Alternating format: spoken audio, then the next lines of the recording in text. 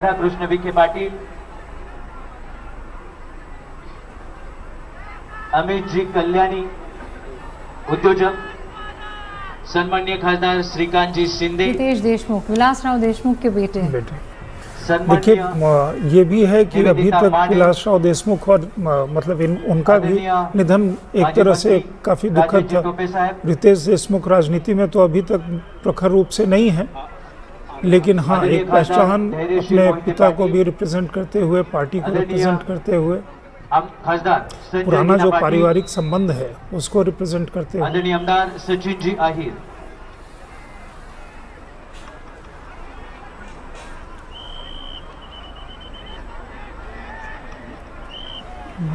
या ठिकाणी भारतीय राष्ट्रीय काँग्रेस आदरणीय सोनिया जी गांधी, राहुल जी गांधी यांच्या वतीने महाराष्ट्र प्रदेश राष्ट्रीय काँग्रेसचे अध्यक्ष हर्षवर्धनजी सपकाळ यांनी श्रद्धांजली अर्पण केलेली आहे। मेघनाताई बोर्डीकर,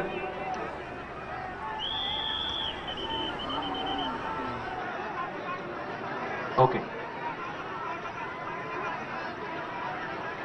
त्याचबरोबर आदरणीय दादांना श्रद्धांजली अर्पण करण्यासाठी आदरणीय उद्धवजी ठाकरे, आदरणीय राजजी ठाकरे हे आदरणीय दादांचं अंत्यदर्शन करून गेलेले आहेत। त्यांच्या संपूर्ण कुटुंबीय, पवार कुटुंबियांच्या दुःखामध्ये सहभागी आहे। एक एक करके आपको ये तस्वीरें हम दिखा रहे हैं विद्या प्रतिष्ठान बारामती की, जहां पर आखिरी नमन, आखिरी प्रणाम, आखिरी विदा देने के लिए लोगों की भीड़। एकनाथ शिंदे के बेटे श्रीकांत शिंदे, दोनों मित्र भी हैं, पार्थ शिंदे और श्रीकांत शिंदे, लाइन लगाकर तमाम बड़े नेता, किसी भी पार्टी से उनका रिश्ता हो, लेकिन आज प्रफुल्ल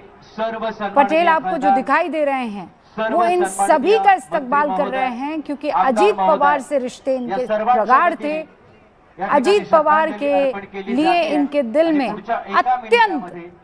प्रेम और स्नेह था, जिसकी वजह से इतना दूर दूर से आज की तारीख में ये यहाँ पर आए हैं। बारामती जैसा इलाका आप देखिए, वहां पर इतनी भीड़ वो, और उसे मैनेज करना इसलिए संभव हो पाया है क्योंकि पवार का ये गढ़ उसे उतनी ही खूबसूरती से सींचा गया है अजीत दादा पवार की तरफ से। बड़े बड़े सड़क, बड़ी बड़ी सड़कें, चौड़ी सड़कें, खूबसूरत इमारतें, हर तरह की व्यवस्था आपको बारामती में दिख जाएगी। मेरे तमाम सहयोगी वहां बारामती में मौजूद हैं और जब उनसे बात कर रहे हैं तो ये इस बात का एहसास हो रहा है, और ये देखिए आप वो दृश्य जो बताता है कि क्या कमाई की है। यही असल कमाई है कि जब आप इस दुनिया में नहीं रहते हैं, जब आपसे अब कोई काम ना निकलवाया जा सकता है, ना आपसे किसी तरह का कोई रिश्ता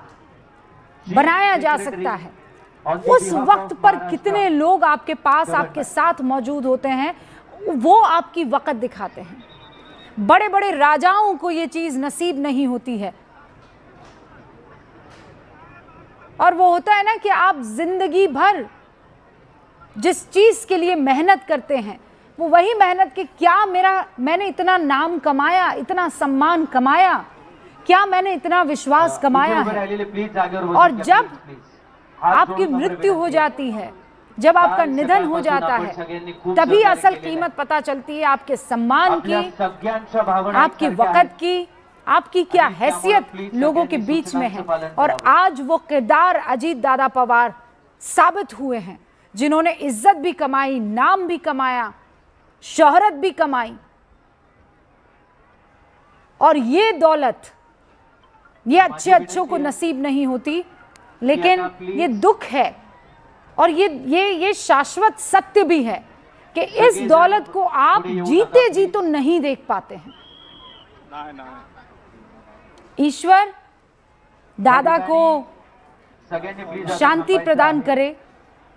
श्री चरणों में स्थान प्रदान करें, लेकिन आज गमजदा पूरा का पूरा बारामती है। आजी आता मागे आहेत, त्यांनी जागेवरूनच आपण प्लीज। और ये मुझे लगता है कि लंबा सिलसिला चलने वाला है, क्योंकि लोगों की लाइन अब बढ़ती चली जा रही है। अरुण भी हमारे साथ मौजूद है। अरुण, ये भी अपने आप में दिलचस्प है कि चिता,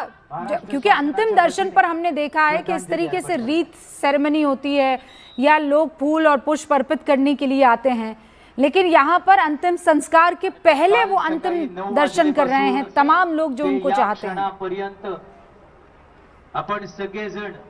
सहकार्य करता आहात। जो पार्थिव शरीर है वो चिता पर लिटाया गया, उसके बाद परिवार के लोगों का पहला हक होता है, उन्होंने जाकर के अंतिम विदाई दी है। और उसके तुरंत बाद जो सामान्य जन लोग थे जो इंतज़ार कर रहे थे,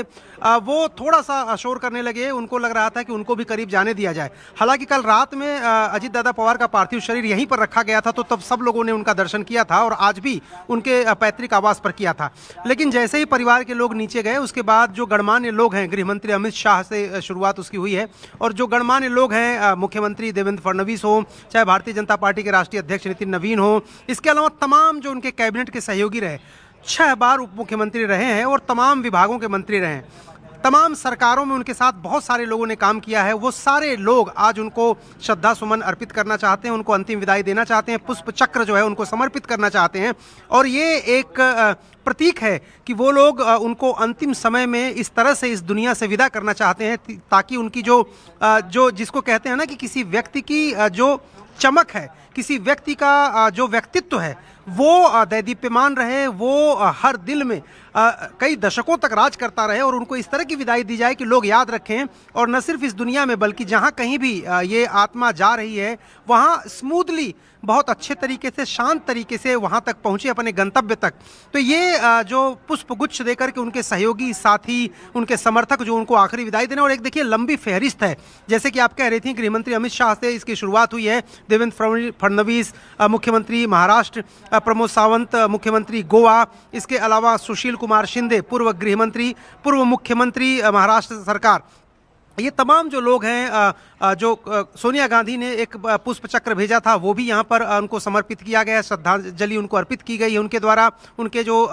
दूत हैं उनके द्वारा। तो अभी एक इतनी लंबी फहरिस्त है कि मैं देख पा रहा हूँ कि लाइन ख़त्म ही नहीं हो रही है, जबकि जो आम लोग हैं, जो आम जनता है, वो भी चाहती है कि उनके करीब चले जाएं, उनके पास जाएं और किसी भी तरीके से उनको एक झलक देख लें। हालांकि जैसा कि आप जिक्र कर रही थी, अब तो इतने पुष्पगुच्छ और इतने पुष्प चक्र वहाँ पर उनके शव के ऊपर, पार्थिव शरीर के ऊपर रख दिए गए हैं कि अब दर्शन तो कोई क्या कर पाएगा, लेकिन एक एहसास जरूर कर पाएगा, एक उनसे समीपता, जो उनसे निकटता रही है, जो उनके साथ बंधुत्व रहा है, जो उनके साथ अजीत दादा पवार का एक गार्जियन का रूप रहा है तमाम लोगों के लिए। ज़्यादातर लोगों ने अपने पिता की तरह उनको याद किया है। पिता का दर्जा देखिए बहुत बड़ा होता है, और अगर किसी व्यक्ति को आम लोग पिता का दर्जा दे रहे हैं, तो आप समझिए कि किस तरह का सम्मान, आदर भाव उनके मन में दिवंगत आत्मा के प्रति होगा। आज भी वो लोग चाहते हैं उनके करीब जाना, उनके नज़दीक जाना। तो ये जो प्रोटोकॉल के मुताबिक रूबिका, शुरुआत गृहमंत्री अमित शाह ने पुष्प चक्र देकर के उनको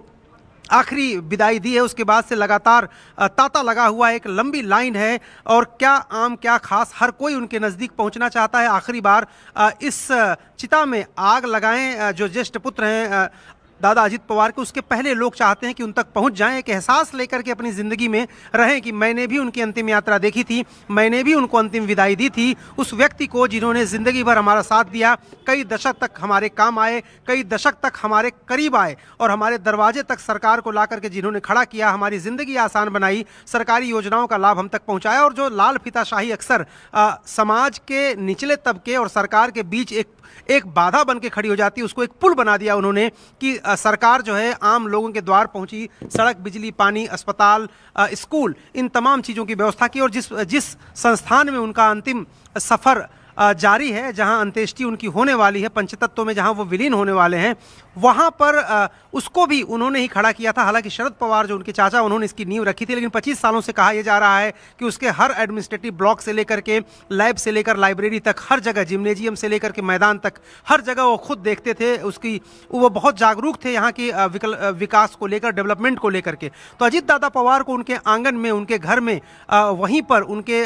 घर में ही उनको अंतिम विदाई दी जा जा रही है। और जैसा कि मैं कह रहा था रूबिका कि इसी मिट्टी से निकला एक लाल जो बारामती का बेटा न सिर्फ महाराष्ट्र के राजनीतिक क्षितिज पर एक तारे की तरह चमकता रहा, राष्ट्रीय राजनीति में भी उनकी कुछ हद तक भूमिका थी जब वो अपने चाचा से अलग हुए थे तो। लेकिन अब उसी मिट्टी में मिल जाने के लिए और हमेशा हमेशा के लिए मिल जाने के लिए, जहां से कभी कोई लौट के नहीं आता, वापस लौटे हैं अजीत पवार। एक अंतिम बार लौटे हैं अपनी उस मिट्टी में जहां की मिट्टी ने उनको अजीत पवार बनाया, जहां की मिट्टी के लोगों की सेवा करते हुए वो राजनीति में शीर्ष तक पहुंचे और अपनी पार्टी में भी और सरकार में भी वो लगातार लोगों की सेवा का माध्यम बना करके वो सेवा लोगों की करते रहे। उसी जगह पर उसी मिट्टी में लोग उनको आखिरी विदाई दे रहे हैं और लगातार मैं तस्वीरों में देख पा रहा हूं मेरे ठीक सामने कि लोग आते ही जा रहे हैं। और